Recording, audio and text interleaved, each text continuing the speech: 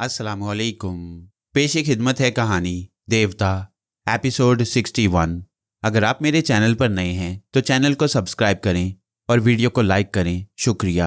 वहाँ का मौसम अजीब था। दिन बहुत गर्म था, रात बहुत सर्द। 2 घंटे बाद गुलाम ने मेरी जगह ले ली।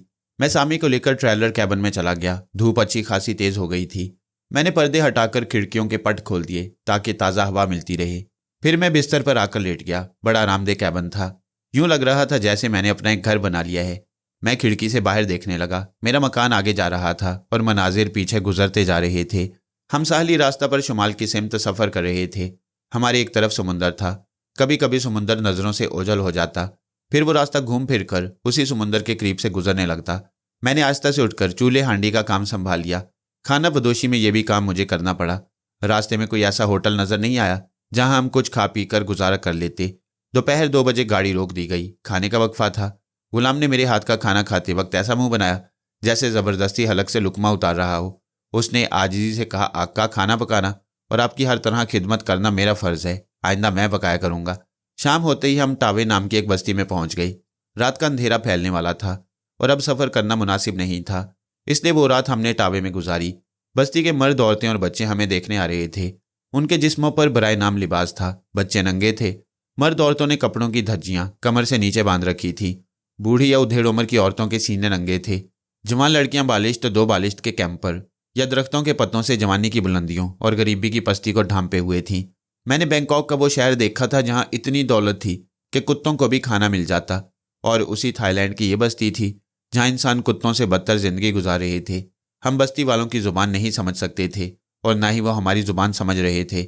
हमारी समझ में यह आया कि हिप्पियों की जमातें इस रास्ते से अक्सर गुजरती रहती थीं और बस्ती के नंगे भूखे लोग उनसे खाने पीने की चीज़ें मांगते रहते थे। मैंने सफ़र का आगाज़ करते वक्त ये नहीं सोचा था कि मैं ऐसे लोगों की ज़रूरियात पूरी कर सकता हूँ। गश्ती गाड़ी के स्टोर रूम में खाने पीने का जितना सामान था उसका आधा हिस्सा मैंने उन लोगों में तकसीम कर दिया, मगर ज़रूरतमंद फिर भी रह गए। कुछ नौजवान लड़कियों की हरकतों से जाहिर हुआ कि वो खाने कपड़े के इवज़ हमारे साथ रात गुजार सकती हैं, लेकिन मैंने ये सौदा नहीं किया। बस्ती में एक बनिए की दुकान थी। वो टूटी फूटी अंग्रेजी बोल लेता था। मैंने उसकी दुकान पर पहुंचकर नोटों की एक छोटी सी गड्डी दिखाते हुए कहा, तुम लोगों में राशन तकसीम करते रहो और मुझसे रकम लेते रहो। आज मेरी जेब और तुम्हारी दुकान दोनों को खाली होना चाहिए। बस्ती में जैसे ईद और शबरात आ गई। मर्द, औरतें और बच्चे सभी हंसते बोलते नजर आ रहे थे। वो सब मेरे पास आकर हाथ जोड़कर सलाम करते, फिर राशन लेने के लिए कितार में खड़े हो जाते। दुकान वाला बनिया बहुत कंजूस था। मुझसे बोला, अगर मुझे मालूम होता कि आप जैसा कोई दयालु मुसाफिर यहाँ से गुजरेगा तो मैं और ज़्यादा राशन स्टॉक कर लेता। शहर से कपड़े भी खरीद कर ले आता। यहाँ कपड़ों की दुकान नहीं है। भूखे रहने वाले भला कपड़े क्या खरीदेंगे। मैंने कहा, तुम्हारे घर में जितने कपड़े हैं उनमें से अपनी ज़रूरत के लिए सिर्फ एक एक जोड़ा रखकर तमाम नए पुराने लिबास ले आओ। मुझसे मुँह मांगी कीमत मिल रही थी, इसलिए वह बिस्तर की चादरें और तकिए के गुलाफ भी ले आया। बस्ती का सरदार भी अच्छी खुशहाल जिंदगी गुजारता था। मैंने उसके घर के कपड़े भी खरीद लिए। मेरे और गुलाम के कई जोड़े कश्ती गाड़ियों की खिड़कियों, दरवाज़ों के पर्दे और बिस्तर की चादरें भी आ गईं। मैं बयान नहीं कर सकता कि उस रात मुझे कैसी ईमान अफरोज़ मुसर्रतें हासिल हो रही थीं। टेलीपैथी की मसरूफियात ने मुझे दुख के सिवा कुछ नहीं दिया। उस रात की मसरूफियात से मुझे सच्ची और खरी खुशियाँ नसीब हो रही थीं। यूं तो तमाम घरों में अंधेरा रहा, मगर उस रात कितने ही घरों से जलती हुई मशालें बाहर आईं। मशाल बरदार मर्द और औरतों ने हमारी गश्ती गाड़ी को चारों तरफ से घेर लिया। कुछ लोगों ने सड़क के तख्ते बिछाकर ऊंची सी मसनद बनाई, उस पर सब्ज पत्ते बिछाए। मैं गश्ती गाड़ी के बाहर गुलाम के साथ खड़ा हुआ यह तमाशा देख रहा था। अचानक रात की खामोशी झुंझुना उठी। दरख्तों के साए में रखे हुए बड़े बड़े ढोल बज रहे थे। 1 मिनट के बाद ही बहुत सी सुरीली आवाज़ें फिजा में लहराती हुई कानों में रस खोलने लगी। हमने इधर उधर देखा। ऐसा लगा जैसे तारों भरे आसमान से आवाज़ों का रस टपक रहा है। फिर चारों तरफ दरख्तों के पीछे से कितनी ही कवारियां फितने जगाती हुई नमूदार हुईं। आज उन्हें किसी हद तक तन ढांपने के लिए कपड़े मिले थे। उनके गले में रंग बिरंगे फूलों के हार थे, हाथों में गजरे और कानों में नन्हे फूलों की बालियां थीं। वो एक आवाज़ में गाती गुनगुनाती हुई हमारे करीब आईं। मुझे और गुलाम को चारों तरफ से घेर लिया। 2 हसीन लड़कियों ने मेरे हाथ थाम लिए। 2 ने गुलाम को पकड़ लिया। वो खुशी से खिल गया। स्याह चेहरे पर सफ़ेद बतीसी बहार दिखा रही थी। वो लड़कियां रक्स के अंदाज में आगे बढ़ती हुई हमें अपने साथ आगे बढ़ाती हुई मसनद तक ले गईं। बस्ती के सरदार ने मुझे मसनद पर बैठने का इशारा किया। मैं वहां बैठ गया। मैंने और असवंती ने एक अलहदा ममलिकत का मंसूबा बनाया था।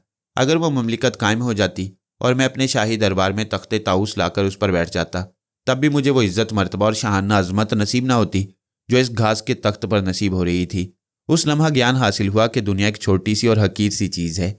इस दुनिया को कितने ही हुक्मरां फतह करते आए हैं। इंसानों के दिलों को जीतना और उन पर हुकूमत सबसे बड़ा कमाल है। उस मसनद पर पहुंचकर मैं इस कमाल को पहुंचा था। उस लम्हा मेरा ये फ़ख्र बजा था कि मैंने इंसानों के दिलों को फतह किया। हमारे सामने मिट्टी की हांडियां लाकर रख दी गईं। उनमें देसी शराब थी। गुलाम ने मेरी तरफ इजाज़त तलब नज़रों से देखा। मैं उसे सचमुच गुलाम नहीं समझता था। उसे आज़ादी थी कि वो जो चाहे करे। मैंने उसे इजाज़त दे दी। उसने हांडी को उठाकर मुंह से लगा लिया। सरदार ने मुझे भी कहा। मैंने इशारे से समझाया कि मैं शराब को कभी मुंह नहीं लगाता। फिर वो अपनी ज़ुबान में कहने लगा। दुकान वाले बनिया ने मफहूम पेश किया। सरदार कहता है कि इनमें से जितनी लड़कियां पसंद हों आप अपने साथ ले जाएं। ना ले जाना चाहें तो एक रात के लिए या एक लम्हा के लिए इन्हें अपने साथ रखकर ठोकर मार दें, इनका मान बढ़ जाएगा। मैंने अपने कान पकड़कर तौबा करते हुए कहा, खुदा के लिए मुझे आसमान पर ना चढ़ाओ। मैंने जो कुछ किया है वो महज इंसानी हमदर्दी के जज्बे के तहत किया है। मैं गुनाहगार ज़रूर हूँ मगर यहाँ किसी नौजवान लड़की को हाथ नहीं लगाऊंगा। तुम लोग खुशियाँ मना रहे हो, मैं तुम्हारी खुशियों में शरीक रहूंगा। मैं महज दिखावे के लिए पारसा नहीं बन रहा था। मैं जानता हूँ कि मैं शायद कभी पारसा न बन सकूँ, लेकिन उस रात हसीन लड़कियों के झुरमट में मेरा दिल बेलौस नेकियां करके वहां से गुजर जाना चाहता था। वो लोग खुशियां मना रहे थे, नाच रहे थे, गा रहे थे। नाचने वाली लड़कियां मुझे हसरत से देखती रहीं। हो सकता है कि हवस से देख रही हूँ, हो सकता है कि ये सोच रही हूँ कि अगर मेरी लौंडी बनकर रहने का मौका मिल जाए तो उन्हें हमेशा मेरे पास 3 वक्त की रोटी खाने को मिल सकती हैं। अफसोस कि मैं उनकी हसरतें पूरी नहीं कर सकता था। आधी रात से कुछ पहले मैं इस महफिल से उठ गया। बस्ती वाले मेरा दिल बहलाना चाहते थे, लेकिन मैं ये कहकर चलाया कि सुबह होते ही मैं वहां से रवाना हो जाऊंगा, इसलिए सोना ज़रूरी है। गुलाम उस जश्न में शरीक रहा। मैं गश्ती गाड़ी में आकर दरवाजे को अंदर से बंद करने के बाद सो गया। वहां किसी का डर नहीं था, कोई हमारा दुश्मन नहीं था। सारी बस्ती वाले मुहाफिज थे, इसलिए मैं बेफिक्री से सोता रहा।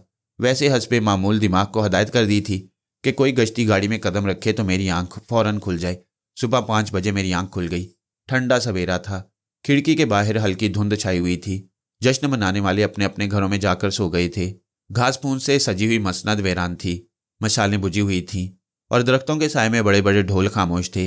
मैं बिस्तर से उठकर ट्रेलर कैबिन से बाहर आया। सामी और गुलाम नजर नहीं आ रहे थे। मैंने ड्राइविंग कैबिन में देखा, वो खाली था। मैंने हौले से सीटी बजाई। सीटी की आवाज़ सुनते ही सामी गश्ती गाड़ी के नीचे से निकल कर आई। मैंने ज़मीन पर बैठकर झुकते हुए देखा। गाड़ी के नीचे शराब की एक हांडी टूटी पड़ी थी। मैंने सामी को अपने साथ आने को कहा।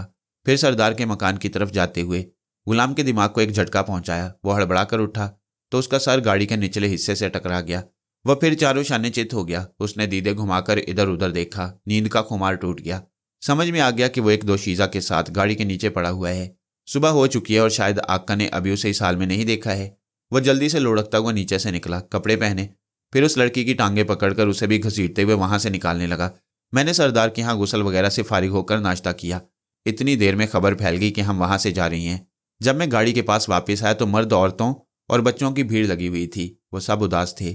सब जानते थे कि ईद एक ही दिन के लिए आती है। कल से फिर फाके होंगे। कवारियों के तन पर फिर बालिश्त भर के कपड़े होंगे। मैंने 2 संजीदा और जिम्मेदार नौजवानों को $500 दिए ताकि वो बस्ती वालों में वो रकम इंसाफन तकसीम कर दें, ताकि वो 1-2 रोज़ और फाकों से निजात हासिल कर लें। मैंने ट्रेलर कैबिन को बाहर से बंद किया। फिर सामी के साथ ड्राइविंग कैबिन में आकर गुलाम के पास बैठ गया। गाड़ी स्टार्ट होकर आगे बढ़ गई। बहुत सी रोती आंखें हमें अलविदा कह रही थीं। वो बेख्तियार गाड़ी के पीछे पीछे आ रहे थे। बच्चे दौड़ रहे थे। गाड़ी की रफ्तार बढ़ गई।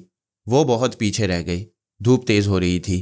विंड स्क्रीन के पार हमें दूर तक पहुंचाने वाला रास्ता मेहरबान बाहों की तरह खुलता जा रहा था। गुलाम निहायत इत्मीनान से गाड़ी चला रहा था। हम 20 मील फी घंटा की रफ्तार से जा रहे थे। 60 मील तक सफ़र करने के बाद गुलाम ने गाड़ी रोक दी। पेट्रोल ख़त्म हो रहा था। हम सब गाड़ी से नीचे उतर आए।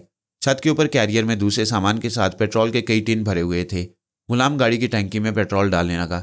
मैं ट्रेलर कैबिन के दरवाजे के पास जाते हुए सामी को पुचकार कर बोला, मेरी जान, तुम मेरे बिस्तर पर जाकर आराम करो, अब मैं ड्राइव करूंगा। मैंने दरवाज़ा खोलकर उसे अंदर जाने दिया। फिर चारों तरफ हरे भरे जंगल को देखते हुए गुलाम से बातें करने लगा। अचानक एक नुस्वानी चीख सुनाई दी। मैंने तेजी से पलट कर देखा। खुले हुए दरवाजे के साथ किचन और स्टोर रूम था। उसके दरमियान दूसरा दरवाज़ा खुला हुआ था। खुले हुए दरवाजे से मेरा फोम का बिस्तर नजर आ रहा था। सामी बिस्तर के नीचे झांकती हुई गुर्रा रही थी। वह गुस्सा से कालीन पर दायां पंजा मार मार कर गुर्रा रही थी। कोई पलंग के नीचे था, बल्कि थी। उसकी डरी डरी सहमी सहमी सी आवाज़ें सुनाई दे रही थीं। मैंने कहा, सामी, वो तुम्हारे डर से बाहर नहीं निकलेगी, मेरे पास आ जाओ। सामी पीछे हट गई मगर गुर्राती रही। मैंने कहा, आ जाओ वरना मैं नाराज़ हो जाऊंगा। वो पलट कर आ गई। फिर मैंने उस लड़की को देखा। वो सहमे हुए अंदाज में बिस्तर के नीचे से सर निकालकर मुझे और सामी को देख रही थी। मैंने सामी को अपनी गिरफ्त में रखकर उस लड़की को इशारे से कहा, आओ बाहर आ जाओ। वह पलंग के नीचे से कालीन पर नागिन की तरह रेंगती हुई अंदरूनी दरवाजे के पास पहुंच गई। गुलाम ने कहा, अरे ये तो उसी बस्ती की लड़की है, ये हमारी गाड़ी में कैसे पहुंच गई? हमने उससे सवाल किया मगर बेसूद। वो हमारी जुबान नहीं समझती थी, हमें रहम तलब नजरों से देखती रही। मैंने कहा, यह लड़की बहुत चालाक है। मेरे ख्याल में ये हमारी गाड़ी में पिछली रात दाखिल हुई थी। तमाम बस्ती वाले जश्न मना रहे थे, हम उनके नाच गानों से लुत्फ उठा रहे थे। इस लड़की ने समझ लिया था कि मैं किसी को अपने साथ नहीं ले जाऊंगा, इसलिए चुपचाप पलंग के नीचे जाकर छुप गई। गुलाम ने कहा, आप हुक्म करें, मैं उसे उठाकर बाहर फेंक देता हूँ। ये अकेली जंगल में कहाँ जाएगी? इसकी बस्ती तो 60 मील पीछे रह गई है। गुलाम ने कहा, यही सोचकर तो ये आई है कि हम इस पर तरस खाकर साथ ले जाएं। मैंने कहा, हम अगली किसी बस्ती तक इससे हमदर्दी करेंगे। ये यकीनन भूख और नंगेपन से घबराकर हमारे साथ आई है। हम किसी जगह किसी के घर में इसका ठिकाना बना देंगे, अभी इसे रहने दो। मैं बातें करता हुआ ड्राइविंग कैबिन में आकर बैठ गया। गुलाम को हुक्म दिया कि वो लड़की के साथ नरमी से पेश आए और दोपहर का खाना तैयार करे। वह सामी को लेकर ट्रेलर कैबिन में चला गया। मैंने गाड़ी स्टार्ट कर दी। हमारी गाड़ी में छोटे सेल का टेलीफोन लगा हुआ था। हम फ़ोन के जरिए ड्राइविंग कैबिन से ट्रेलर कैबिन में अपने साथी को कॉल कर सकते थे और ज़रूरी बातें कर सकते थे। दिन के 2 बजे फ़ोन की घंटी सुनाई दी। मैंने रिसीवर उठाकर सुना। गुलाम कह रहा था, आका खाना तैयार है, तशरीफ़ ले आएं। मैंने एक दरख्त के साए में सड़क के किनारे गाड़ी रोक दी। इंजन बंद करके गाड़ी के पिछले हिस्सा में आ गया। मुंह हाथ धोकर खाने की छोटी सी मेज़ पर आया तो वहाँ मशरकी तर्ज का खाना देखकर हैरान रह गया। हम पिछली बस्ती से 2-4 मुर्गियाँ ले आए थे। मेज़ पर दाल भात, उबला हुआ चावल और मुर्ग का सालन रखा हुआ था। गुलाम ने कहा, आका रीना ने यह खाना तैयार किया है, मुझे तो बेहद लजीज लगा। आपको पसंद ना आए तो मैं ऑमलेट तैयार कर दूं? अच्छा, उसका नाम रीना है। मैंने खाना शुरू किया। रीना बड़ी बड़ी स्याह आंखों से मुझे देखे जा रही थी। मैंने लुकमा चबाते हुए खुश होकर कहा, वाह मज़ा आ गया, ये तो बिल्कुल ही हमारे घर जैसा पकवान है। वह मेरी बात न समझ सकी मगर अंदाज़ा लगा लिया कि खाना पसंद आया है। वो खुश होकर नन्ही बच्ची की तरह तालियां बजाने लगी। उसके पकवान और सलीके ने मुतासिर किया। गुलाम ने कहा, आका हमें एक पकाने वाली की ज़रूरत है, ये बहुत अच्छी है, बहुत से काम कर लेती है, क्यों न इसे रख लिया जाए? मैंने सख्ती से कहा, नहीं, इस गाड़ी में और किसी की गुंजाइश नहीं रहा करेगी। ख्वाह कोई मर्द हो या औरत, रिश्ते पैदा होंगे तो परेशानियां बढ़ेंगी। हम इसे किसी अगली बस्ती में छोड़ देंगे। मैंने खूब पेट भर कर खाया। रीना बर्तन धोने और किचन साफ करने चली गई। चावल खाने के बाद गनूदगी तारी हो रही थी। मैं बिस्तर पर हाथ पांव फैलाकर लेट गया। नींद का गलबा था, मुझे पता ही ना चला कि कब सो गया। आंख खुली तो गाड़ी चल रही थी। रीना बिस्तर के किनारे बैठी हौले हौले मेरे पांव दाब रही थी। मेरे अंदर सर से पांव तक जैसे बिजली सी दौड़ गई। मैंने फौरन ही टांगे समेट कर कहा, दूर हटो, उठ जाओ यहाँ से। वो बात ना समझ सकी। मेरे तेवर देखकर मायूसी से मुझे तकने लगी। मैंने हाथ के इशारे से समझाया। वो उठकर दूर खड़ी हो गई। मेरे सामने आजिजी से दोनों हाथ जोड़ दिए। मुझे अजीब सा लगा। मैंने सरहाने रखे हुए फ़ोन का रिसीवर उठाया, क्रैडल को नॉक किया। दूसरी तरफ से गुलाम की आवाज़ सुनाई दी, फरमाइए आका। मैंने कहा, रीना को बुलाकर ड्राइविंग कैबिन में बिठाओ। आका, कैसे बिठाऊं? उसके बदन पर भराए नाम लिबास है। किसी गाड़ी वाले ने हमें देख लिया तो ये समझेगा कि हम उसे भगा कर ले जा रही हैं। अगली किसी बस्ती तक इसे छुपाए रखना बेहतर है। मैंने रिसीवर रख दिया। वो माकूल बात कह रहा था। मैंने कनखियों से रीना को देखा। वो सांवली सलोनी लड़की हमारी जुबान में नहीं जानती थी। वह समझ गई कि मैं उसकी मौजूदगी पसंद नहीं करता। उसने सर को झुका लिया। आहिस्ता आहिस्ता चलती हुई दरवाज़ा खोलकर किचन की तरफ चली गई। दरवाज़ा बंद हो गया। मैं उसकी जुबान की सोच नहीं पढ़ सकता था। पता नहीं वो क्या सोच रही थी। अच्छा है कि उसे ज़्यादा हमदर्दी ना मिले, वो मायूस होकर पीछा छोड़ देगी। मेरे पास 2 जोड़े लिबास रह गए थे। अगर मैं उसे पहना देता तो वो कार्टून नजर आती। ये बात छुप ना सकती कि वो हम में से नहीं। मेरे सोचने के दौरान गाड़ी रुक गई। मुझे किसी कार का हॉर्न सुनाई दिया। मैंने उठकर खिड़की से बाहर देखा। हमारी गाड़ी के सामने एक लंबी सी कार खड़ी हुई थी। उसका ड्राइवर गुलाम को इशारे से कह रहा था कि गश्ती गाड़ी पीछे ले आए। मैंने बाहर जाने के लिए दरवाज़ा खोला। रीना फर्श पर बैठी ऑयल स्टोव को साफ कर रही थी। उसमें यह बड़ी खूबी थी कि कभी खामोश नहीं बैठती थी, कुछ ना कुछ करती ही रहती। मुझे देखते ही वो काम करते करते रुक गई। नजरें झुकाकर मेरे कदमों को तकने लगी। मैंने कहा, अंदर आ जाओ, मैं नहीं चाहता कि कोई तुम्हें यहाँ देख ले। वो मेरा इशारा समझकर अंदर आ गई। मैंने दरवाजे को बाहर से बंद किया, फिर ट्रेलर कैबिन से बाहर आकर उस बैरूनी दरवाजे को भी बंद कर दिया। गुलाम कार के पास पहुंचकर उन्हें समझा रहा था कि गश्ती गाड़ी को पीछे मोड़ना मुश्किल होगा, बेहतर होगा कि वो अपनी कार को पीछे हटा लें। मैंने हालात का जायजा लिया। वो कार सीधी शुमाल की तरफ जाना चाहती थी। हमारी गाड़ी ने उस रास्ते पर जनूब की जानिब मोड़ते हुए उसका रास्ता रोक लिया। एक शख्स ने कार से बाहर आकर गुस्सा में गुलाम से कहा, ए मिस्टर, क्या तुम नहीं जानते कि यह सार्लो स्टेट है? शहजादी अदनाना का रास्ता काटने वालों की गर्दनें उड़ा दी जाती हैं। मैंने करीब पहुंचकर देखा। कार की पिछली सीट पर एक मामूली नाक नक्शा वाली लड़की बैठी थी। उसके चेहरे पर अजीब सी सख्ती थी। रुखसारों की हड्डियां उभरी हुई थीं। जिस्म पर कीमती लिबास था। गले और कानों के जेवरात में बेशकीमत हीरे जगमगा रहे थे। उसके वहां बैठने और वहां से मुझे देखने के अंदाज में शाहाना रोब और दबदबा था। मैंने गुलाम से कहा, बेशक हमारी गाड़ी को पीछे मोड़ने में दुश्वारी होगी, लेकिन यहाँ एक शहजादी के गुरूर का मामला है, वो पीछे नहीं हटेगी, लिहाजा हमें हटना होगा। वो शख्स जो अंग्रेजी बोल रहा था, उसे शहजादी अदनाना ने मुखातिब करके अपनी मुकामी जुबान में कुछ कहने लगी। मैंने उस आदमी की खोपड़ी में पहुंचकर उसके लाशऊर को तर्जमा पेश करने पर मजबूर किया। शहजादी अदनाना कह रही थी, इन मुसाफिरों को डाक बंगले ले चलो। मेरे दिमाग में एक तरकीब आई है। वो शख्स शहजादी अदनाना का सेक्रेटरी था। उसने मुझसे पूछा कि हम कौन हैं और कहाँ जा रही हैं। मैंने उसे जवाब दिया और सोचता रहा कि इस मगरूर शहजादी के दिमाग में कौन सी तरकीब आई है और उस तरकीब का हमसे क्या ताल्लुक है। सेक्रेटरी नहीं जानता था कि शहजादी के दिमाग में क्या है। उसने कलाई की घड़ी देखते हुए कहा, मिस्टर तारिक, 3 घंटे बाद रात की तारीकी फैल जाएगी। आगे जंगल ही जंगल है। रात गुजारने के लिए आपको कोई बस्ती नहीं मिलेगी। मेरी ख्वाहिश है कि आज रात आप हमारे मेहमान बने। एक अजनबी दूसरे अजनबी को कभी मेहमान नहीं बनाता। सेक्रेटरी तो शहजादी के हुक्म का पाबंद था और शहजादी को कोई तदबीर मजबूर कर रही थी। हमारी मजबूरी ये थी कि रात होने के बाद आगे हमें क्याम के लिए कोई बस्ती मिलने वाली नहीं थी। मैंने पूछा, ये जंगलात किस मुल्क से ताल्लुक़ रखती हैं? ये बर्मा के सरहदी जंगलात हैं। शहजादी अदनाना 3 दिन के बाद इस स्टेट की मलका बनने वाली हैं। बर्मा का शहर मूलमीन कितनी दूर है? यहाँ से 450 मील दूर है। आप 50 मील फी घंटा की रफ्तार से जाएंगे तो आधी रात के बाद वहाँ पहुँचेंगे, लेकिन रात को उन जंगलात से गुजरना खतरे से खाली नहीं। फिर तो आपकी पेशकश कबूल करना होगी। वो खुश होकर बोला, हमारे पीछे आइए। यहाँ से 1 मील के फासले पर डाक बंगला है। हम थोड़ी देर वहाँ ठहरने के बाद आगे बढ़ेंगे। मैं ड्राइविंग कैबिन में आकर बैठ गया। गुलाम ने गाड़ी पीछे हटा ली। शहजादी की कार आगे बढ़ी तो मैंने गुलाम से कहा, इस कार के पीछे चलो। वो हुक्म की तामील करते हुए बोला, आका आपने रास्ता बदल दिया है। हाँ, शहजादी किसी खास मकसद के तहत हमें अपना मेहमान बना रही है। हमें मोहतात रहना होगा, कोई ऐसी हरकत ना करना जिससे उन्हें गुस्सा आ जाए। लेकिन इनका मेहमान बनना क्या ज़रूरी है? ये शहजादी चाहती है। अगर मैं इनकार करता तो शायद ये लोग हमें अपनी स्टेट से गुजरने नहीं देते। पानी में रहकर मगरमच्छ से बैर नहीं करना चाहिए।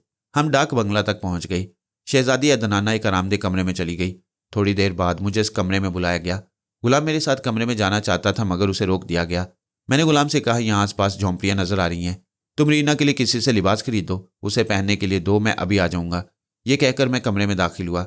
शहजादी अदनाना एक आरामदेह सोफा पर सीना ताने गर्दन अकड़ाई बैठी थी। सेक्रेटरी ने मुझे दूसरे सोफा पर बैठने के लिए कहा, मिस्टर तारिक यहाँ तशरीफ़ रखें और ये बताएं कि क्या आप शहजादी के किसी काम आना पसंद करेंगे? ज़रूर। काम क्या है?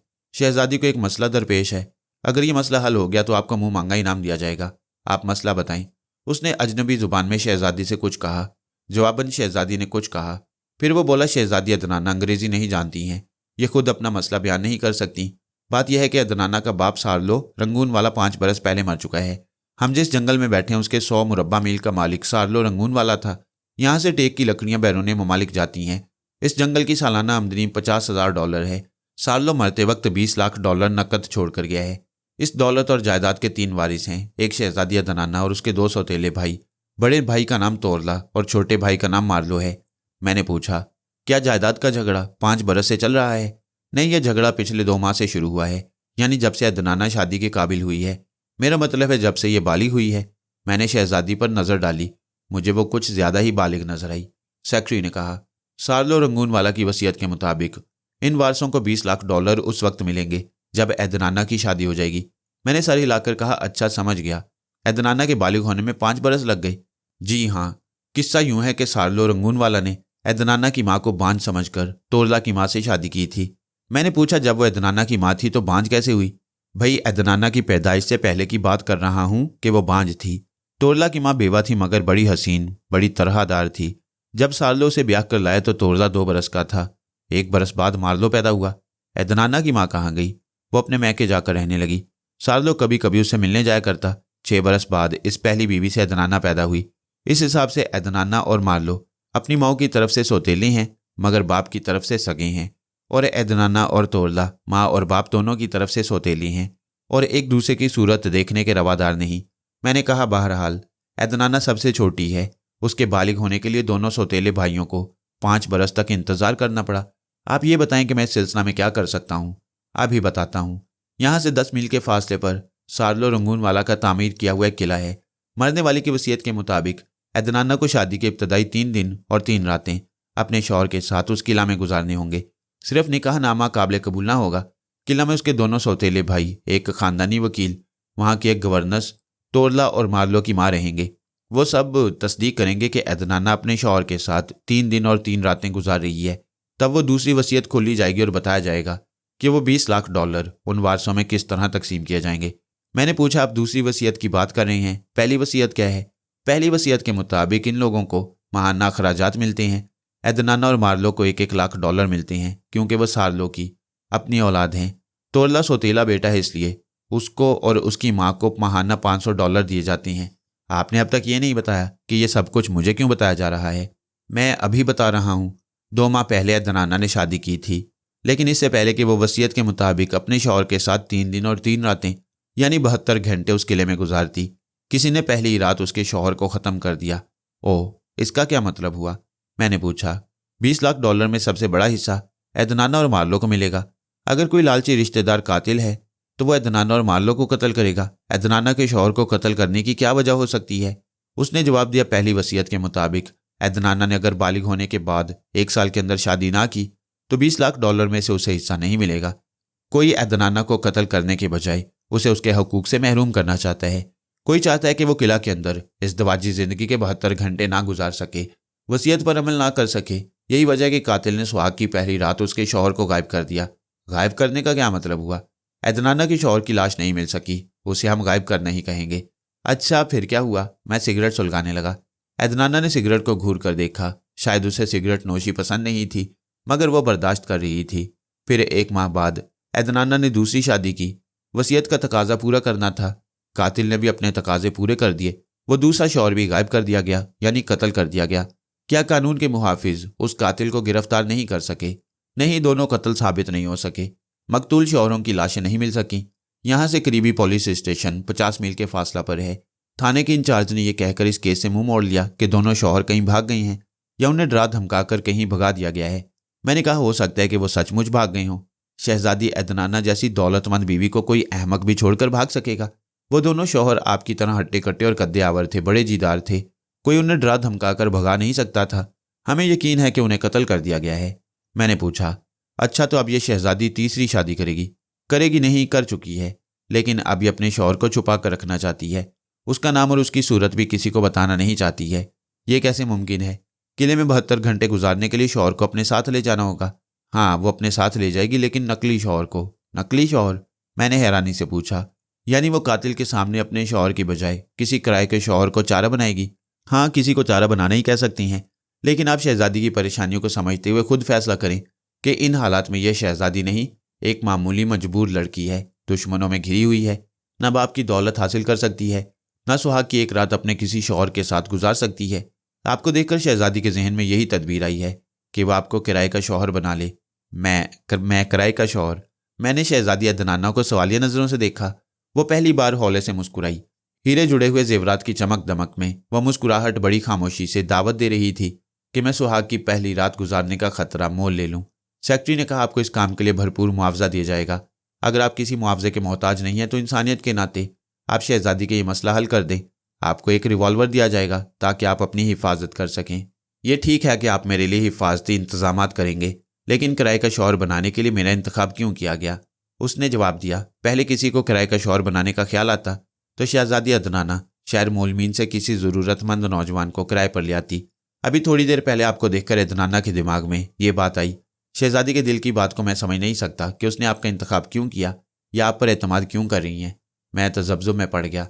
मेरी ज़िंदगी में बेशुमार अहम और ख़तरनाक वाक़यात पेश आए, लेकिन मौजूदा मामला का ताल्लुक सुराग रसानी से था।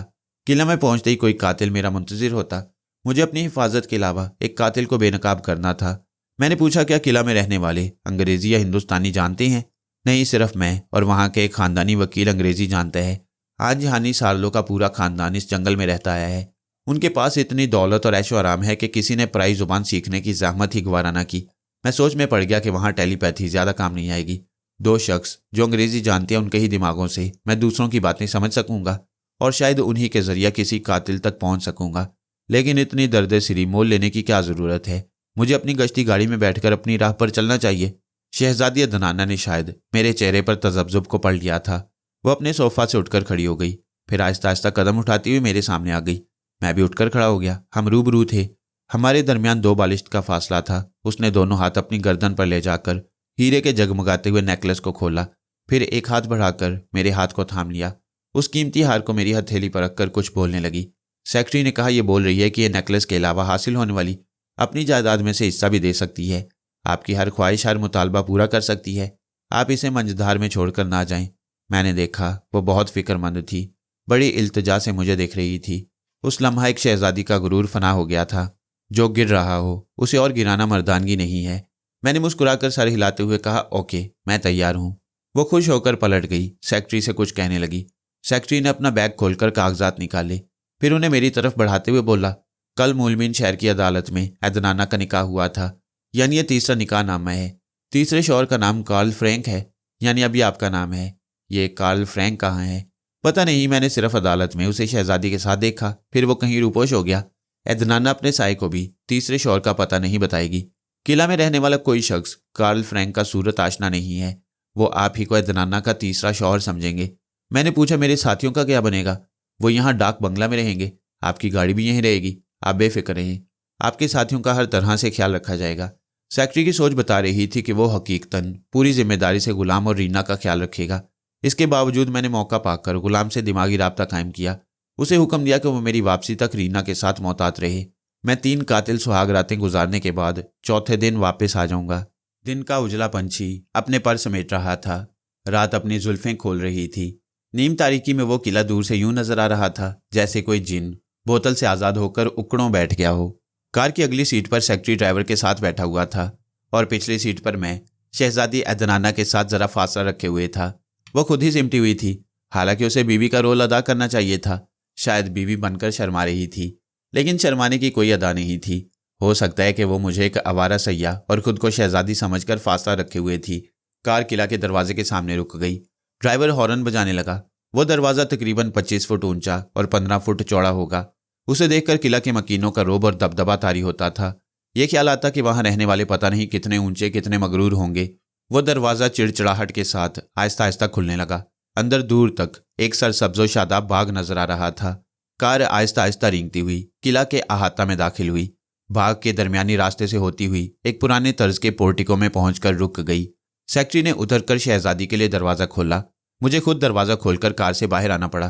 पहली बार एहसास हुआ कि किराए का आदमी हूँ। उसी वक्त किले का अंदरूनी दरवाज़ा खुला। एक हसीन औरत नजर आई। शहजादी अदनाना ने खुद को मेरी बीवी जाहिर करने के लिए जल्दी से आगे बढ़कर मेरे बाजू में अपना बाजू डाल लिया। मुझसे लगकर आगे बढ़ने लगी। सेक्रेटरी ने आहिस्ता से कहा, यह यहाँ की गवर्नेंस है, इसका नाम मेविश है। आनजहानी सालों की मुंह चढ़ी मुलाजमा थी। पहली वसीयत के मुताबिक इसे यहाँ की अहम हस्ती समझा जाता है। गवर्नेंस मेविश अगर सारियों के ज़माने से थी तो अच्छी खासी उम्र वाली होगी, लेकिन शहजादी अदनाना की हम उम्र लग रही थी। उसके भड़कीले लिबास को देखकर कोई उसे मुलाजमा नहीं कह सकता था। उसका लिबास गर्दन से कमर तक ऐसा चुस्त था कि पतली कमर का खम निगाहों की मुट्ठी में आ जाता। अक्सर औरतें निगाहों को दावत देने के लिए ही ऐसा लिबास पहनती हैं। उसने हमारे सामने आकर दोबारा सर झुकाया, इस्तकबालिया सलाम अर्ज कर रही थी। अदनाना अपनी जुबान में कुछ कहने लगी। सेक्रेटरी की सोच ने तर्जुमानी की कि वह अपने शौहर की हैसियत से मेरा तारुफ करा रही है। गवर्नर मेविश ने जरा झुककर हाथ के इशारे से अंदर आने के लिए कहा, फिर हमसे फासला रखकर हमारे साथ किला के बड़े हॉल में दाखिल हुई। वो मुझे कनक्कियों से ऐसे देख रही थी जैसे उसकी तेज नजरें लिबास फाड़कर मुझे अंदर से टटोल रही हूं।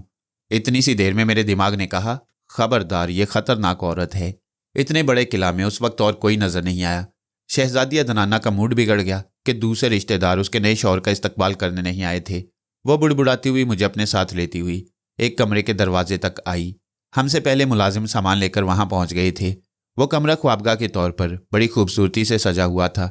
ये वो ख्वाबगाह थी जहां अदनाना अब तक सुहागरात नहीं बना सकी थी। इस ख्वाबगाह को ऐसे सजाया गया था जैसे बकर ईद से पहले बकरे को सजाया जाता है। 2 बकरे कुर्बान हो चुके थे, अब तीसरा लाया गया था। मैं उस ख्वाबगाह में दाखिल हो गया। गवर्नर्स मेविश और सेक्रेटरी चले गए। मुलाजिम भी सामान रखकर रुखसत हो गई। अदनाना ने ख्वाबगाह को अंदर से बंद कर दिया। मैं उस कुर्बानगाह का तफसीली जायजा लेने लगा। शुमाल के सिमत ख्वाबगाह से मुल्हिका एक बालकनी थी। वहां बैठकर बागीचे का नज़ारा किया जा सकता था। ज़रूरत पड़ने पर वहां से छलांग लगाई जा सकती थी, क्योंकि वो सिर्फ 6 फुट ऊंची बालकनी थी। जुनूब के सिमत बाथरूम और स्टोर रूम थे। उस ख्वाबगाह के मशरिक में एक और दरवाज़ा था। उसे खोलने पर एक और कमरा नजर आया। वो बैक वक्त लाइब्रेरी और ड्राइंग रूम के तौर पर इस्तेमाल होता। अदनाना खामोश खड़ी मुझे देख रही थी। मोमी शमों की रोशनी में बड़ी भरपूर, बड़ी पुरस्कार नजर आ रही थी। मैंने कहा, यह ख्वाबगह खुली बालकनी के साथ है, यहाँ से कातिल बआसानी आ सकता है। वो मेरा मुंह तक रही थी। मुझे ख्याल आया कि भैंस के सामने बीन बजा रहा हूँ। मैंने इशारों की बैनुल अक़वामी ज़ुबान में उसे समझाया। वो अपनी रिस्ट वॉच दिखाती हुई बोली और जवाबनी इशारों में मुझे बताने लगी कि 8 बजे खाना है, 9 बजे ख्वाबगाह में वापसी है, आध घंटा हम बालकनी में बैठेंगे, 10 बजे इस ख्वाबगाह को छोड़कर उस मशरकी कमरे के अंदर छुप जाएंगे। मैंने मुतमईन होकर इशारों की ज़ुबान में कहा, मैं कार्ल फ्रैंक तुम्हारा शौहर, तुम एदनाना। मैं उसकी तरफ उंगली बढ़ाकर बोला, तुम बीवी। वो अपने सीने पर उंगली रखकर बोली, एदनाना बीवी। मैंने इस बात में सर हिलाकर इशारों में पूछा, बीवी को तुम लोग क्या कहते हो? वो अपने सीने पर उंगली रखकर बोली, बीवी जोजो। मैं समझ गया उनकी ज़ुबान में बीवी को जोजो कहा जाता है। मैंने अपने सीने पर उंगली रखकर पूछा, शौहर को क्या कहा जाता है? मैं तुम्हारा शौहर हूँ। वह मेरे सीने पर उंगली रखकर बोली, सुअर।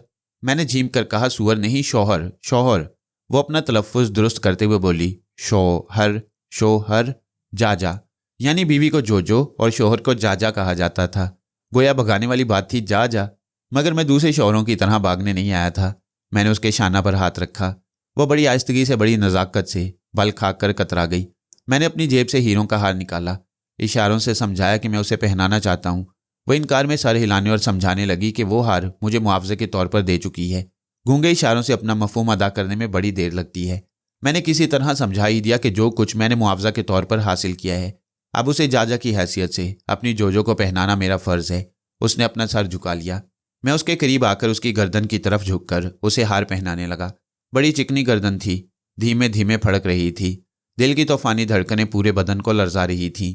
2 शौहरों की मोहब्बत से महरूम रह जाने वाली जोजो थर थर कांप रही थी। वो एकदम से तड़प कर अलग हो गई। जैसे वहशतज़दा हिरनी जज्बों के सहरा से भागती आ रही हो, वैसे ही वो हाँप रही थी। अचानक वो पलटकर भागती बाथरूम में घुस गई। उसका दरवाज़ा एक धड़ाके से बंद हो गया। मैं आहिस्ता आहिस्ता चलता हुआ दरवाजे के करीब पहुंचा। अंदर शावर से पानी गिरने की आवाज़ सुनाई दे रही थी। ठीक 8 बजे मैं और एदनाना हाथ में हाथ डाले डाइनिंग हॉल में दाखिल हुए। डाइनिंग हॉल का शाहाना तमाम मिसाली था। छत पर मोमी शमों का फानूस जगमगा रहा था। लंबी सी मेज़ पर पुरतकल्लुफ़ खाने की डिशें चुनी गई थीं। मेज़ के अतराफ एदनाना के बहुत से रिश्तेदार बैठे हुए नजर आ रहे थे। वो लोग एक दूसरे से बातें कर रहे थे। हमें देखते ही सब चुप हो गए। एदनाना मेरी तरफ इशारा करते हुए मेरा तारुफ कराने लगी। सब लोगों ने बारी बारी मुझे देखकर सर हिलाया, जैसे मुझे वह एदनाना का शौहर तस्लीम कर रहे हों। एक उधेड़ उम्र के शख्स ने अपनी जगह से उठकर मुझसे हाथ मिलाते हुए अंग्रेजी में कहा, मैं यहाँ का खानदानी प्लेडर वकील हूँ। मेरा नाम क्रेग बीटन है। तुम शायद अंग्रेजी समझ लेते होगे। मैंने मुस्कुराकर कहा, मैं अंग्रेजी ही समझता हूँ, शहजादी एदनाना की ज़ुबान नहीं समझ सकता। हम अपनी अपनी कुर्सी पर बैठने लगे। वो बोला, ताज्जुब है आप दोनों एक दूसरे की ज़ुबान नहीं जानते, फिर मियाँ बीवी कैसे बन गए? मैंने जवाब दिया, हमारे दिल की एक ज़ुबान है। वो हंसते हुए बोला, फिर भी आप दोनों मियाँ बीवी के स्टेज तक कैसे पहुँच गए? मैंने कहा, शहजादी एदनाना ने मुझ पर कुछ पाबंदियाँ आयद की हैं। इसका जवाब आप मेरी जोजो से तलब करें। वह एदनाना से अपनी ज़ुबान में बातें करने लगा। मैंने उसके रिश्तेदारों को बारी बारी देखा। लंबी मेज़ के एक सिरे पर गवर्नर मैविश बड़ी शान बेनियाजी से बैठी हुई थी। मेज़ के दूसरे सिरे पर एक बूढ़ी खातून नजर आई। खातून को मामा वांदा कहते थे। वह एदनाना की सौतेली माँ और तोरला और मार्लो की सगी माँ थी। वो माँ को मामा कहते थे। वांदा उसका नाम था, इसलिए मामा वांदा कहलाती थी। उसने मुझे अच्छी नज़रों से नहीं देखा। मेरे बाएं तरफ एदनाना बैठी हुई थी और दाएं तरफ उसका सौतेला भाई मार्लो था। मार्लो बाप की तरफ से सगा और माँ की तरफ से सौतेला भाई था। वह हंस हंस कर बातें कर रहा था और दूसरों को हंसाता था या अपनी बातों से उन्हें झुंझलाहट में मुब्तला कर देता। वकील क्रैग की सोच ने बताया कि वो मुझ पर और एदनाना पर तंज कर रहा है। एदनाना कभी कभी घूर कर उसे देखती थी। मेरे ठीक सामने मेज़ के दूसरी तरफ तोरला बैठा हुआ था। वो माँ और बाप दोनों तरफ से एदनाना का सौतेला भाई था। तोरला और मार्लो दोनों भाई कद और जिसामत में एक जैसे थे। दोनों ही सख्त मजाज और चिड़चिड़े नजर आते। अलबत्ता मार्लो अपने चिड़चिड़ेपन को मजाह में बदलकर दूसरों को तंज का निशाना बनाया करता। बहरहाल उस पुरस्कार कातिल तक पहुंचने के लिए जो लोग मेरे सामने थे उनकी फहरिस्त ये है, मामा वांदा, गवर्नर मैविश, तोरला मार्लो, वकील क्रैग पेटन। मैंने अपनी इस फहरिस्त में शहजादी एदनाना का नाम भी शामिल किया, क्योंकि बाज़ औक़ात मजलूम नजर आने वाली हस्ती भी मक्कार कातिल साबित होती है।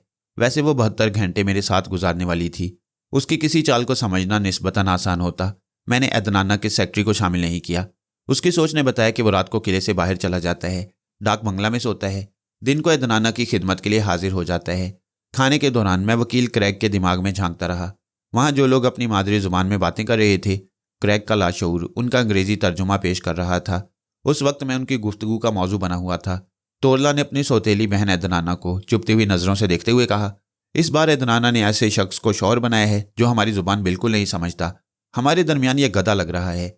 एदनाना नफरत से बोली, ठीक इसी तरह ये तुम्हें गधा समझ रहा होगा क्योंकि तुम्हारी बोली उसकी समझ में नहीं आती।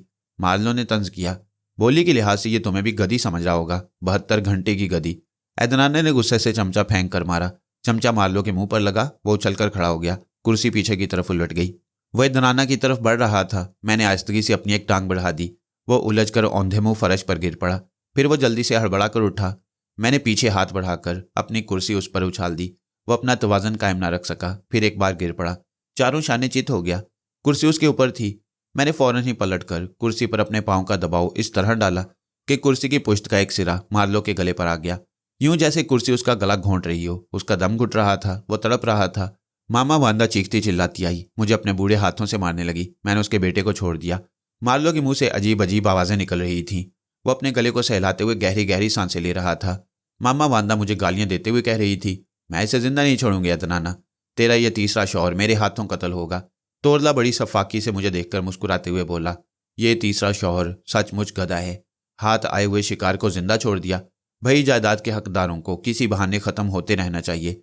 मामा वांदा चीख कर बोली, तोरला क्या तू मार्लो को कत्ल होते देखना चाहता है? शर्म कर, इसने तेरे भाई को मार डालने में कोई कसर ना छोड़ी और तू तमाशा देख रहा है। तोरला ने लुकमा चबाते हुए कहा, मामा इसे मुआफ कर दो, क्योंकि एदनाना के शौहरों की जिंदगी चंद घंटों की होती है। मैंने उनकी बातों से अनजान बनते हुए कहा, तुम सब अच्छी तरह देख लो, जो मेरी जोजो को आंख भी दिखाएगा उसका हशर मार्लो जैसा होगा, समझे? एदनाना खुश होकर मेरे बाजू से लग गई। मैं भी अपनी जगह बैठी दांत पर दांत जमाए, दोनों हाथों की मुट्ठियां भींचे मुझे यूं देख रही थी जैसे मेरा वो गला घोंटने वाली बेरहमी उसे पसंद आई हो। उसकी आंखें मुस्कुरा रही थी मगर चेहरे पर बला की सख्ती थी। बोली, सार्लो ने मरने से पहले कुत्ते के बच्चे पैदा कर लिए हैं, हमेशा आपस में भौंकते लड़ते और काटते रहते हैं। मेविश ने सार्लो और उसके पूरे खानदान को बहुत बड़ी गाली दी थी, लेकिन उस मुलाजमा को जवाबन किसी ने कुछ नहीं कहा। हाँ, मामा वांदा ने कहा, तू होगी कुतिया, अपना नंगापन भूल गई। वो मास्क, वो जंजीरें, वो चाबुक। मेविश एक झटके से उठकर खड़ी हो गई। वो कुछ कहना चाहती थी मगर गुस्सा की शिद्दत से कह ना सकी। पांव पटकती हुई वहां से चली गई। मैं वकील क्रैग से कहना चाहता था कि मामा वांदा से कहो अपना फिक्रा पूरा करे। ये मास्क, जंजीरें और चाबुक का मतलब क्या हुआ? लेकिन मेरे पूछने का मतलब ये होता कि मैं उनकी जुबान समझ सकता हूँ। वह वकील खुद ही बुड़बुड़ाने लगा। मेरी मालूमात के मुताबिक मेविश अजियत पसंद औरत है और आंजहानी सार्लो अजियतनाक मर्द था। माहिर नफ्सियात कहते हैं कि ऐसे मर्द और औरतों के दरमियान जंजीरों और चाबकों का गैर मुहज्जब खेल खेला जाता है। मेविश सार्लो की सर चढ़ी मुलाजमा थी। वसीयत में दर्ज है कि मेविश बाइज्जत तरीका से किला में रहा करेगी, अपने मामलात में खुद मुख्तार रहेगी। उसे ना तो मुलाजमा समझा जाए और ना ही खानदान का कोई फर्द उससे गुस्ताखी करे, वरना मेविश हद तक इज्जत का दावा करके अपने मुखालिफ को मिलने वाली जायदाद के हिस्सा में से 5% की कमी करा सकती है। अब समझ में आया कि मेविश क्यों इतनी खुदसर और तुंद मिजाज थी। उस खानदान के लोग उसकी गालियां सुनकर भी खामोश रहते, अपने हिस्से की जायदाद में 5% की कमी नहीं कराना चाहते थे। डाइनिंग हॉल का माहौल जरा पुरसुकून हो गया। मार्लो ठंडा पड़ गया, अपनी माँ के पास जाकर बैठ गया। मार्लो की खामोशी अपने नाम की मुनासबत से कह रही थी, जितना चाहे मार लो, लेकिन मैं जानता था कि इस खामोश समुंदर के अंदर इंतकाम का भयानक समुंदर छुपा हुआ होगा। मामा वांदा ने दोबारा खाना शुरू करते हुए वकील क्रैग से कहा, आज की रात फैसला कौन है? एदनाना को आज सुहाग रात गुजार लेना चाहिए, और अगर ये नाकाम हुई तो मिस्टर क्रैग आप बताएं कि एदनाना कितनी शादियां करती रहेगी? हम कब तक दूसरी वसीयत के खुलने का इंतजार करते रहेंगे? क्रैग ने जवाब दिया, मैं पहले भी बता चुका हूं कि पहली वसीयत के मुताबिक एदनाना को 1 साल के अंदर सुहागन बन जाना चाहिए। ख्वाहिश के लिए वो साल भर में हजारों शादियां करती रहे। अगर आप सब ये चाहते हैं कि दूसरी वसीयत कल ही खोल दी जाए तो फिर सब मिलकर एदनाना के मौजूदा शौहर की हिफाजत करें। इस बात का मौका दिया जाए कि ये दोनों इज़्दवाजी ताल्लुकात कायम कर लें। इज़्दवाजी ताल्लुकात को बड़ी अहमियत दी जा रही थी। वहाँ सबको यकीन था कि मैं चंद घंटों का मेहमान हूँ। मैं भी संजीदगी से गौर कर रहा था। वहाँ क्रैग पीटन के सिवा किसी के ख्यालात नहीं पड़ सकता था। अगर ये मुमकिन होता तो अब तक दिमागों की सुरंग से गुजरता हुआ कातिल तक पहुंच जाता। मौजूदा हालात में वो कातिल कहीं से भी छुपकर मुझ पर हमला कर सकता था। खुसूसन ख्वाबगाह की वो बालकनी वाला हिस्सा ऐसा था जहां से कातिल मेरे पास पहुंच सकता था। एदनाना का मशवरा था कि हम ख्वाबगाह के मशरकी कमरे में बंद होकर रात गुजार लेंगे, लेकिन वो कमरा सारी रात सोने और आराम करने के लिए मौजू नहीं था। चारों तरफ से बंद था। वहां घुटन का एहसास होता। ख्वाबगाह में रहकर सुबह करने के लिए लाजमी था कि बालकनी वाले हिस्से को बंद कर दिया जाता, और इतनी जल्दी वहां दीवार चुनकर कातिल का रास्ता नहीं रोका जा सकता था।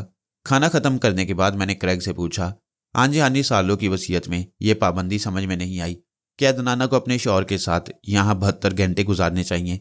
क्रेग ने जवाब दिया, अदनाना बचपन से मगरूर और जिद्दी है। वो किसी रिश्तेदार को खातिर में नहीं लाती, किसी के आगे झुकना नहीं चाहती, फिर किसी को शौहर बनाकर अपनी ज़ात पर कैसे मुसल्लत कर सकती थी। सालों को यकीन था कि इसे जायदाद का बड़ा हिस्सा मिल जाएगा तो ये कभी शादी नहीं करेगी। अचानक मेरे दिमाग में ये ख्याल पैदा हुआ कि अदनाना ही अपने पहले 2 शौहरों की कातिल है। वसीयत से मजबूर होकर शादी करती है, फिर इससे पहले कि शौहर उस पर मुसल्लत हो वो उसे ख़त्म कर देती है। ये एक अहम नुक्ता था लेकिन कमज़ोर था, क्योंकि अगर वो ऐसा करती रहती तो 1 साल बाद जायदाद से महरूम हो जाती। अब तो जायदाद के हसूल के लिए सिर्फ 8 माह रह गए थे। अगर वो ऐसी हमाकत करती रहती तो सारी जायदाद सौतेले भाइयों को मिल जाती। इस लिहाज से ये नुक्ता कमज़ोर हो गया। फिर ये कि ख्वाबगाह में नेकलेस पहनाते वक्त उसके जज्बात चुगली खा रहे थे।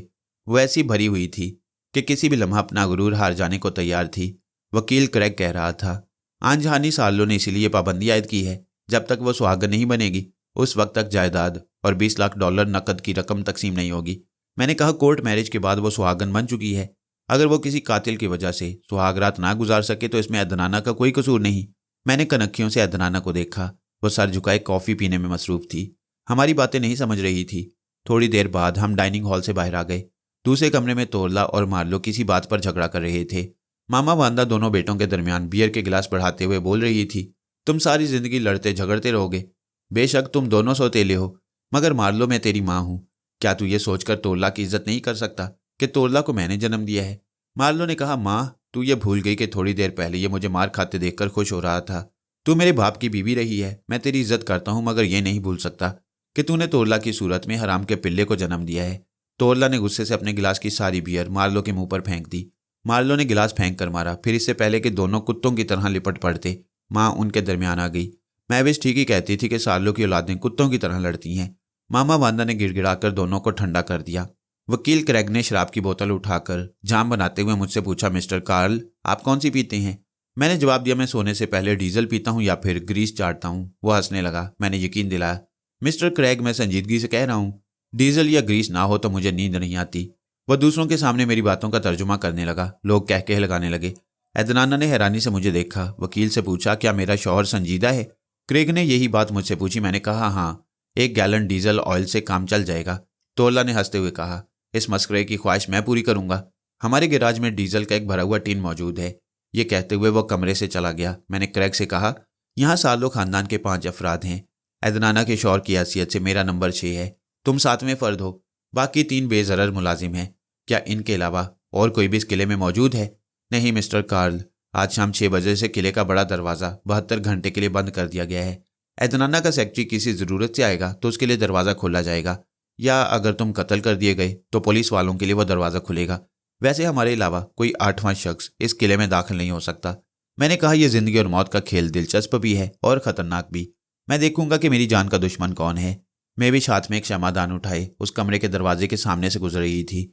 मुझसे नजरें मिलते ही रुक गई। मार्लो ने मुस्कुराकर पूछा, मेविश तुम्हारा क्या ख्याल है? हमारे ये तीसरा बहनोई सुबह तक जिंदा रहेगा? मेविश ने पहले अदनाना को देखा, फिर मुझे देखा। उसके पीछे राहदारी का अंधेरा था, आगे शमा की लौ उसकी फैली हुई वहशतज़दा आंखों में जगमगा रही थी। यूं लग रहा था जैसे किला की तारीकी से मौत झांक रही हो। वो चुभती हुई गूंजती हुई आवाज में बोली, कोई मुझसे शर्त लगाए, अदनाना का ये मर्द रहेगा। कातिल का आखिरी वक्त आ गया है। मामा वांदा चिढ़कर बोली, अगर तो जिंदा रह जाए तो ये साबित हो जाएगा कि पहले 2 कत्ल तूने किए हैं और तीसरे को मारने की बजाय खुद उस पर मर मिटी है। मैविश ने गहरी सांस खींचकर मुझे देखा, फिर मामा वांदा को देखकर फर्श पर थूक दिया। वहां से पलट कर चली गई। मामा वांदा गालियां देने लगी। सालों की जिंदगी में भी मेरी तौहीन करती थी। मैं बूढ़ी हो गई थी ना, आग लग जाए इसकी जवानी को। मैं अदनाना के साथ उस कमरे से बाहर आ गया। राहदारी में अंधेरा था। आगे एक मुलाजिम शमादान उठाए हमारे आगे चलने लगा। पत्थरों की दीवारों पर हमारे हरकत करते हुए साए भूतों की तरह थिरकते हुए हमारा पीछा कर रहे थे। हमारी ख्वाबगाह के दरवाजे पर तोरला एक भूत की तरह खड़ा हुआ था। उसने मुस्कुराकर दांतों की नुमाइश करते हुए हमसे कुछ कहा। अगर क्रेग वहां होता तो मैं उसके दिमाग से तर्जुमा सुन लेता। तोरला ने जब झुककर फर्श पर से टीन का डब्बा उठाया तो समझ में आया कि मेरी ख्वाहिश के मुताबिक मेरा मजाक उड़ाने के लिए डीजल ऑयल लेकर आया है। मैंने मुस्कुराकर थैंक यू कहते हुए वो डिब्बा ले लिया। अदनाना झुंझलाकर पांव पटकती हुई ख्वाबगाह में चली गई। मैंने तोरला से कहा, तुझे शर्म नहीं आती? यहाँ खड़ा हुआ है, मैं तेरी बहन का जाजा हूँ, चल यहाँ से जा जा जा। उसने अपना दाएं हाथ बढ़ाकर मुट्ठी बंद की, फिर खोली। वो मुझे दिखा रहा था कि उसके हाथ के पंजे कितने चौड़े और उंगलियां कैसी फौलादी हैं। फिर उसने दूर अदनाना की तरफ इशारा करने के बाद अपने सीने पर हाथ मारा। वो जाहिर कर रहा था कि अदनाना उसकी है, मेरी नहीं हो सकती। इस तरह वो चैलेंज करने के बाद वहां से चला गया। ये नया इंकशाफ हुआ कि वो अदनाना पर अपना हक समझता है। तोरला और अदनाना एक बाप से नहीं थे, माएँ भी अलग अलग थीं। मैंने इस पहलू से गौर नहीं किया था कि उन दोनों में इज़दवाजी रिश्ता हो सकता है। मैंने ख्वाबगाह में दाखिल होकर दरवाजे को अंदर से बंद कर दिया। अदनाना डीजल ऑयल के डिब्बे की तरफ इशारा करते हुए जोर जोर से कुछ कह रही थी। शायद इतनी खूबसूरत और रंगीन ख्वाबगाह में डीजल ऑयल लाने की वजह से गुस्सा दिखा रही थी। मैंने इशारे से समझाया कि हम वो रात उस मशरकी कमरे में नहीं बल्कि इस ख्वाबगाह में गुजारेंगे। वो हाथ के इशारे से इनकार करने लगी। ये बताने लगी कि हम दोनों अलग अलग कमरे में सोएंगे, मैं मशरकी कमरे में और वो ख्वाबगाह में रहकर सुबह करेंगे। ये जताकर वो लिबास बदलने के लिए दूसरे कमरे में चली गई। बालकनी में चंद कुर्सियां, दरमियानी मेज और फूलों के गुलदान रखे हुए थे। मैंने वहां से एक एक चीज उठाकर दूसरी जगह रख दी। बालकनी का कालीन भी हटा दिया। बाहर बागीचा में अंधेरा था। अचानक वहां हल्की सी रोशनी महसूस हुई। वो बालकनी बागीचा की जमीन से 6 फुट ऊंची थी। वो वहां से साफ नजर आई। वो मैविश थी। बागीचा की खुली हुई हवा में मौमी शमा की लौ तेजी से थरथरा रही थी। उसकी रोशनी मैविश के चेहरे पर इधर से उधर नाच रही थी। उसकी बड़ी बड़ी आंखें भूखी शेरनी की तरह मुझे तक रही थीं, जैसे वो मकनातीस बनकर मुझे अपनी तरफ खींच लेना चाहती हूँ। फिर उसका हाथ ब्लाउज के गिरेबान पर पहुंचा। एकदम से शमा की लौ भड़क कर बुझ गई। वहां अब तारीकी छा गई। कुछ नजर नहीं आता था। इसके बावजूद तसव्वुर की आंखों में दुनिया गोल गोल घूम रही थी। दूसरे कमरे से अदनाना की आवाज़ सुनाई दी। वो बालकनी के सामान को देखती हुई बुड़बुड़ा रही थी। यकीनन पूछ रही होगी कि मैंने वो सामान इधर से उधर क्यों रख दिया। मैंने बालकनी से पलटकर उसकी तरफ बढ़ते हुए इशारे से समझाया, जरा ठहरो, मैं अभी बताता हूँ। वो मुझे घूरने लगी। मैं डीजल ऑयल का डिब्बा उठाकर दोबारा बालकनी में गया। फिर डिब्बे को खोलकर वहां के फर्श पर डीजल ऑयल को उंडेलता हुआ चारों तरफ फैलाता हुआ ख्वाबगाह में वापस आ गया। अदनाना शायद मुझे पागल समझकर बुड़बुड़ा रही थी। मैंने हाथ पांव की हरकतों से समझाया कि अब जो भी कातिल बालकनी के रास्ते से आएगा वो एक बार फिसलने के बाद दोबारा उठ नहीं सकेगा। जितनी बार उठना चाहेगा उतनी बार गिरता रहेगा। उसने एकदम से उठकर तारीफी नजरों से मुझे देखा। मैं डीजल का टीन एक तरफ रखकर हाथ धोने के लिए बाथरूम में चला गया। जब मैं वापस आया तो ख्वाबगाह का फानूस बुझा हुआ था। सिर्फ एक मौमी शमा एक कोने में रोशन थी। वो नन्ही सी रोशनी इतनी बड़ी ख्वाबगाह को बहुत ही पुरस्कार और रोमान परवर बना रही थी। मैंने इधर उधर देखा, शहजादी नजर नहीं आ रही थी। वो खुद पुरस्कार बन गई। मैंने आवाज़ दी, अदनाना। जवाब नहीं मिला। मुझे खतरे का एहसास हुआ। मैं फौरन ही रिवॉल्वर निकालकर दीवार से लग गया। जब मैं बाथरूम में था तब किसी ने अदनाना को काबू में करके फानूस को बुझाया होगा, मगर ख्वाबगाह में कोई कैसे आ सकता था। दरवाजा अंदर से बंद किया गया था। बालकनी के रास्ते को मैंने बंद कर दिया था। वहां दाखिल होने का कोई तीसरा रास्ता नहीं था। मैं दीवार से लगकर एक तरफ आहिस्ता आहिस्ता बढ़ने लगा। मशरकी कमरे के दरवाजे पर जो पर्दा पड़ा हुआ था उसके पीछे से घुटी घुटी सी आवाज़ सुनाई दी। यूं लगा किसी ने अदनाना के मुंह को दबा रखा है। मैंने रिवॉल्वर का रुख पर्दे की तरफ रखते हुए कहा, मेरे हाथ में रिवॉल्वर है, मुझे अदनाना की परवाह नहीं।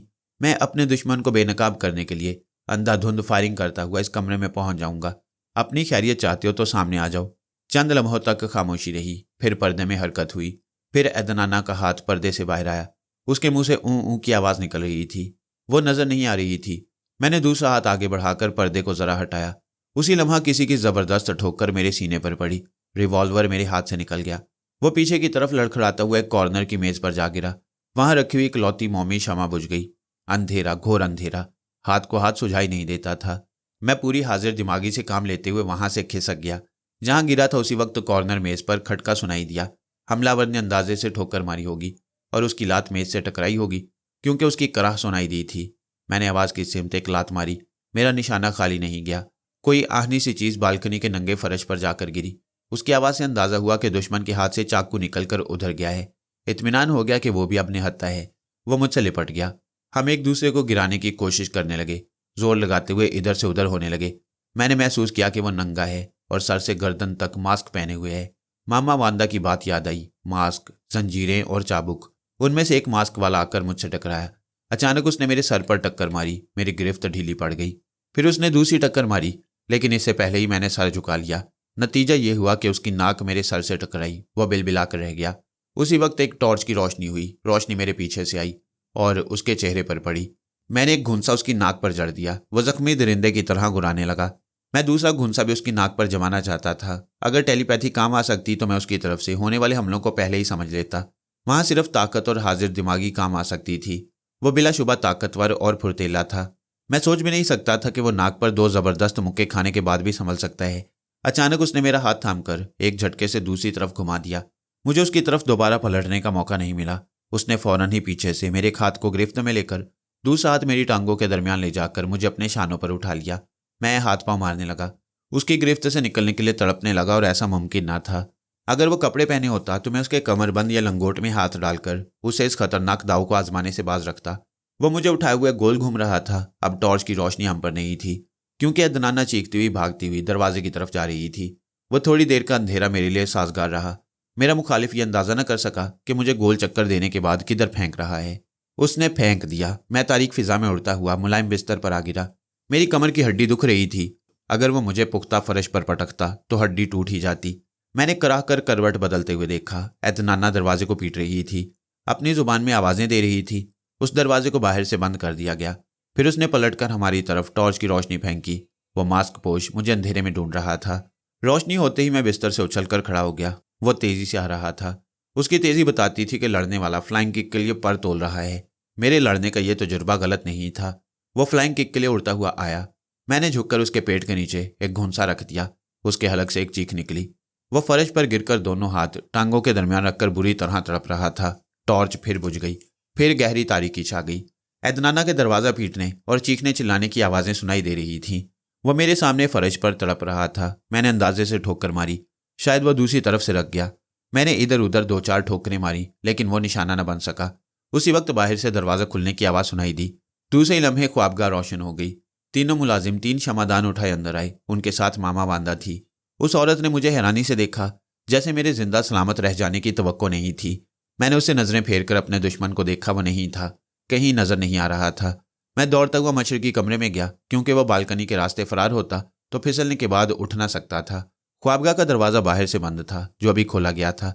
लिहाजा वो मशरकी कमरे की तरफ ही जा सकता था, लेकिन वो वहां भी नहीं था। उस कमरे में कोई दूसरा दरवाजा बाहर निकलने के लिए नहीं था। खिड़कियों पर लोहे की जालियां थी। फिर वो कहाँ गायब हो गया? ख्वाबगाह की रोशनी उस कमरे तक पहुंच रही थी। अदनाना टॉर्च और मेरा रिवॉल्वर लेकर आ गई। मैंने पूछा, वो शैतान कहाँ चला गया? वो मेरा मुंह तकने लगी। मामा वांदा बुड़बुड़ाती हुई आई। मुझे याद आया कि मैं उसकी बोली नहीं समझता और ना ये औरत मेरी बातें समझ सकेगी। मैंने कहा, वो तुम्हारा वकील प्लेडर क्रेग पीटन कहाँ है? समझती हो, I just want that fellow Craig Peyton. वो तुम लोगों को उल्टी सीधी बोली समझा देगा। क्रेग पीटन को जल्दी बुलाओ। इतनी बकवास के बाद अदनाना की समझ में आया। उसने सर हिलाकर मुझसे पूछा, क्रेग पीटन? हाँ, क्रेग पीटन। ताज्जुब है, इस फैमिली में 3 मर्द हैं, लेकिन यहाँ कोई नजर नहीं आ रहा। मालूम होता है सब अपने कानों में रुई ठोंस कर सो रही हैं। मेरी बातों के दौरान अदनाना ने एक मुलाजिम के सामने क्रेग पीटन का नाम लेकर कुछ कहा। वो वहां से चला गया। मैं अदनाना के हाथ से टॉर्च लेकर उस मशरकी कमरे के एक एक हिस्सा को देखने लगा। वो दुश्मन कोई भूत नहीं था कि गायब हो जाता। उस कमरे ही में वो छुप सकता था, मगर वो छुपा हुआ नहीं था। लिहाजा एक ही ख्याल आता था कि इस कमरे से निकल भागने के लिए कोई खुफिया दरवाजा है। फर्श पर कालीन जूका तू बिछा हुआ था। अगर कोई जमींदोज रास्ता होता तो कालीन कहीं से बेतरतीब और उल्टा हुआ होता। भागने वाले को ज्यादा से ज्यादा 1 मिनट की मोहलत लगती। मैंने दरवाजे पर रोशनी फेंकते हुए देखा। भागने वाला उजरत और बदहवासी में दीवार की एक तस्वीर को तिरछा छोड़ गया था। अगर वो तस्वीर को सीधा कर देता तो मुझे वो आहनी किल नजर न आती। मैंने आगे बढ़कर इशारों की जुबान में पूछा, इस आहनी किल का मतलब क्या हुआ? वो लाइल्मी जाहिर करने लगे। मामा वांदा उस तस्वीर को पीछे देखते हुए बुड़बुड़ा रही थी। मैंने उस आहनी किल को हाथ लगाया, फिर उसे इधर उधर हिलाया, लेकिन कोई नतीजा हासिल न हुआ। इतने में क्रेग पीटन आ गया। अदनाना और मामा वांदा उसे तमाम वाकया सुनाने लगी। मैंने आहनी किल को अपनी तरफ खींचने के लिए एक झटका दिया। इसके साथ ही एक हल्का सा खटका सुनाई दिया। तस्वीर से 2 फुट के फासले पर गिड़गिड़ाहट सुनाई दी। अदनाना सहम कर मुझसे लिपट गई। दीवार का एक हिस्सा एक तरफ से रख रहा था। इस दीवार के पीछे एक तारीक बरामदा नमूदार हो रहा था और टॉर्च की रोशनी में वहां की तारीकी छट रही थी। मैंने क्रेग पीटन से पूछा, मुझे पहले क्यों नहीं बताया गया कि इस कमरे में चोर दरवाजा है? क्रेग ने यही सवाल अदनाना और मामा वांदा से किया। वो दोनों कसमें खाने लगी कि उन्होंने आज ही इस खुफिया रास्ते को देखा है। मैंने पूछा, क्या ये ख्वाब का और मशरकी कमरा अदनाना के लिए मखसूस रहता है? नहीं, जब ये 72 घंटे इस किले में गुजारने आती है तो ये कमरा और वह ख्वाबगाह सुहाग रात गुजारने के लिए अदनाना के नाम किए जाते हैं। 5 बरस पहले किला का ये हिस्सा आन-जहानी सालों के लिए मखसूस था। मैंने वकील क्रेग पीटन को गहरी नजरों से देखते हुए पूछा, तुम अब तक कहाँ थे? मैं अपने कमरे में सोने की कोशिश कर रहा था। मैंने शहजादी अदनाना के चीखने और दरवाजा पीटने की आवाजें अपने कमरे से सुनी थी। क्या यह तुम्हारा फर्ज नहीं था कि तुम फौरन ही मदद के लिए आते? कुजा ये कि बुलाने पर यहाँ आए हो? उसने मुझसे कहा, मिस्टर कार्ल, कत्ल और खून खराबे के मामले में कोई हीरो टांग अड़ा सकता है। मैं वकील हूँ। जब जुर्म हो जाता है, केस बन जाता है और मुझे बुलाया जाता है, तब मैं आता हूँ। दुनिया के सारे वकील बैरिस्टर यही करते हैं। मैंने उसे घूर कर कहा, मामा वांदा से पूछो इसके दोनों बेटे कहाँ हैं। उसने पूछा। मामा वांदा ने जवाब दिया, मेरे बच्चे अपने अपने कमरे में सो रहे हैं। क्रेग ने मुझसे पूछा, पता नहीं वो अपने कमरे में मौजूद भी हैं या नहीं। बेहतर है कि हम इस खुफिया रास्ते को देखें। आगे यकीनन तय खाना होगा। शायद तुम्हारा दुश्मन वहां छुपा हुआ हो। मामा वांदा ने कहा, मैं ऐसी जगह नहीं जा सकती। पुरानी यादें मेरा कलेजा छलनी कर देती हैं। क्रेग ने पूछा, पुरानी यादों का मतलब क्या हुआ? क्या तुम तय खाने के बारे में पहले से जानती हो? वो गहरी संजीदगी से सर हिलाकर बोली, हाँ, मगर ये खुफिया रास्ता मेरे लिए नया है। जब सार्लो जिंदा था तो मुझे किचन के खुफिया रास्ते से वहां ले गया था। मुझे वहां जाते हुए वहशत होती है। मैं नहीं जाऊंगी। मैं बाहसियत वकील कहता हूं कि वहां हम सबको गवाह के तौर पर जाना चाहिए। वो पुलिसरार तय खाना पता नहीं क्या चीज होगा। किसी का भी तनहा जाना मुनासिब नहीं। अदनाना ने भी उस औरत को समझाया। आखिर वो राजी हो गई। हम सब उस चोर दरवाजे से गुजरकर तंग राहदारी में पहुंचे। वहां दीवार में वैसी याहनी कील लगी हुई थी जिसे खींचने से चोर दरवाजा बंद हो जाता था। हम टॉर्च की रोशनी में आगे बढ़े।